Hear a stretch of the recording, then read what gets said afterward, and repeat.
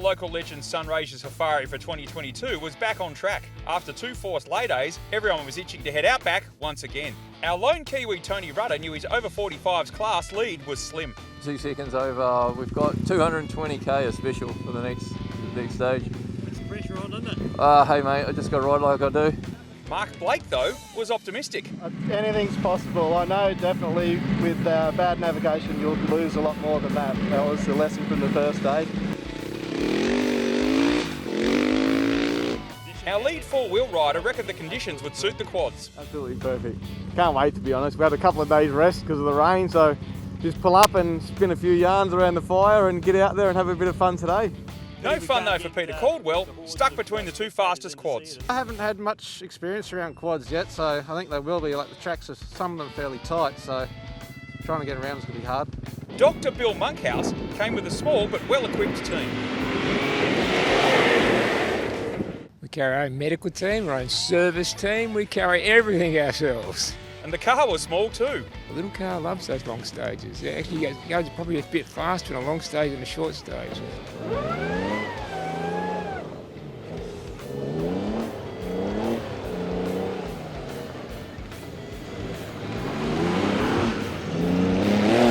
Bill did get to the end, no earth-shattering times or records broken, but at more than 232 kilometres, just finishing was a feat in itself.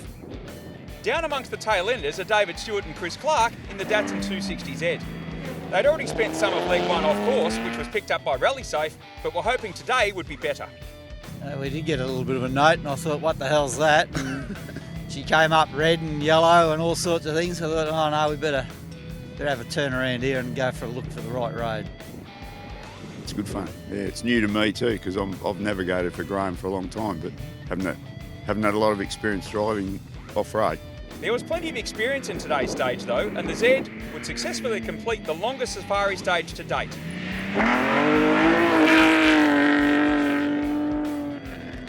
After a slow start on day 1, Luke Olam was keen to get in amongst the action. Look, we went well, no issues with the car. New driver to the car and new navigator, so yeah, we just took it easy the first day and had no dramas. So today we're going to push a little bit harder and see how we go. And while it may seem an unusual place for a Porsche, Brian Kenny was confident of a finish. It's one out of the box, isn't it? I don't know that it really fits into this crowd. But when Porsche built an off-road vehicle, they built an off-road vehicle. I mean, it's a two-rack tractor as well, but the early cars, particularly these models, were really built to go off-road. Terry Pinson and Doug Fernie are a new team to the Sunraysia Safari, and with just 1 day under their belt, they were looking forward to the long final stage. It's a good course, I really enjoy it. I really enjoy going out there and doing this type of racing. It's just so much fun.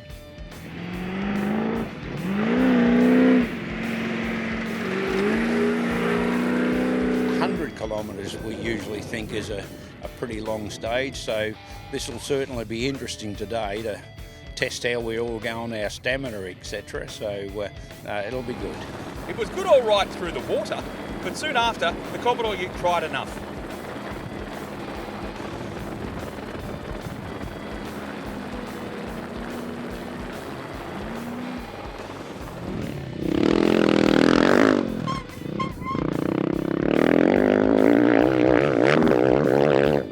Up front, the moto leader was still Toby Hendricks.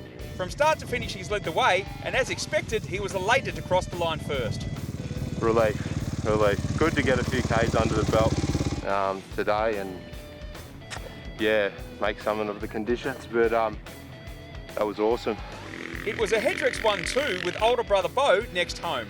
Yeah, I'm not too sure. I had a bit of issues at the start of the stage. I dropped back a couple of spots and a few of these guys behind me passed, so I had a wire caught up in the back tyre, which is a bit of a bummer, but I sort of pushed my way along, and me and Hawksy have been sort of cruising along together since just before the fuel stop actually, so it's a pretty good day.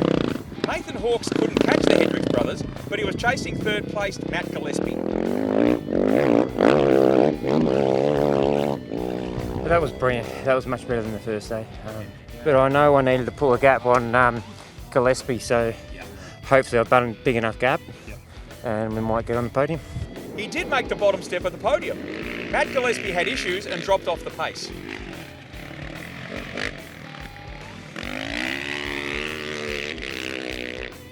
Had a bit of a gap through and hurt my shoulder. Slowed me down a bit, but I got here. Andrew Houlihan had his adventure class lead shortened when his bike continually dropped into limp mode after overheating the engine. Somehow though, he nursed it through to the finish to claim his class victory. Things didn't go according to plan in quads. John Maragazidis was first home. Nathan had a crash. He's laying on the track. I stopped. He was like, no, I'm good. Keep going, keep going. And Victor broke his swing arm. So he's just crabbing across. I don't know if he's going to get out. He'll try, but it's not looking great. Both riders got out. Nathan, courtesy of the chopper, for medical treatment after taking a tumble over the bars. And Victor somehow crabbed to the finish with his broken quad. Our auto leader Andrew Travis might have been first away, but the man defending his title was on a mission, and the wide open stretches of the Wentworth Shire suited the Jimco buggy. Following the fence line. Glenn Owen's first target was Dean Herridge in position 2. The modified rally car swallowed up in a heartbeat. An overshoot didn't help his cause either, and he was pushed down the leaderboard by Jason Noonan. I think I've now had the taste of safari now. 230 Ks, it's double what I've done before. Lots of challenges. It's not fun for our cars in there. It's very fast, very bumpy. Geez, Owen went past at about 3 million miles an hour early on in the stage, so I knew we were in a bit of trouble. Next was the V8 Pajero of Ian Wilson. No match for the ambling full-length suspension and superior power-to-weight ratio of the Jimco buggy.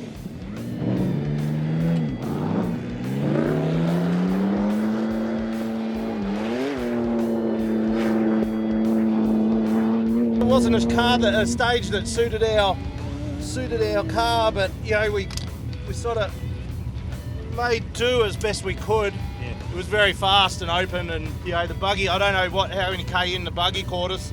It was before the refuel. I don't know how long he's been here for.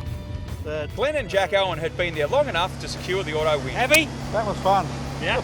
Yeah, fantastic. Despite his best efforts, the auto leader at the beginning of the day couldn't hold on for the win.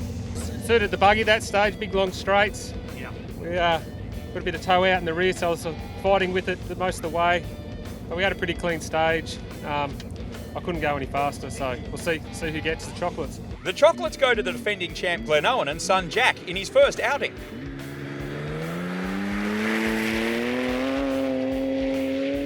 An outing that's taken too long to complete thanks to the global events of the last 3 years.